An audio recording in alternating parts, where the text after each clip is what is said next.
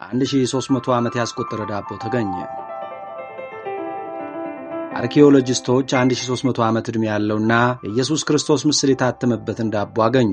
ከ1300 ዓመታት በፊት የነበሩ ክርስቲያኖች የኢየሱስ ክርስቶስ ምስል የታተመበትን ዳቦ የመብላት ልማድን ያዘወትሩ እንደነበር የሚያስረዳው የሜትሮ ዘገባ ከሰሞኑ የተገኘው አርኪኦሎጂ ግኝትም ይህንን እውነታ ያረጋገጠ ነው ይላል። በክርስትና እምነት ውስጥ ዳቦ በአምልኮ ስርዓት ውስጥ ከፍተኛ ሚናን ሲጫወት ኑሯል። ምክንያቱም በወንጌላውያን ታሪክ በመጨረሻ የጌታ እራት መሰረት ዳቦ የኢየሱስ ክርስቶስን ስጋ ይወክላል በሚል አስተምሮ መነሻነት ነው። አርኪኦሎጂስቶች ካርቦናይዜሽን በነበልባል መቃጠል ሂደት የተጠበቁ 5 የዳቦ ቁርስራሾችን ያገኙት በቱርክ በሚገኘው ቶፕራክ ቴፔ በሚባል አካባቢ ሲሆን በ7ኛው አሊያም በ8ኛው ክፍለ ዘመን በአውሮፓውያን አቆጣጠር ሳይጋገሩ እንዳልቀረ ተመላክቷል። በፍጥነት የተነሳ እሳት ደግሞ ዳቦዎችን ወደ ካርቦናይዜሽን እንደቀየራቸው በዘገባው ተጠቁመዋል። በዚህ ምክንያት እስከ ዛሬ በአናቶሊያ ከተገኙት ሁሉ በተሻለ ሁኔታ ቅርጻቸው ሳይበላሽ የተገኙ ዳቦዎች አስብሏቸዋል። እነዚህም በቱርክ የተገኙት ዳቦዎች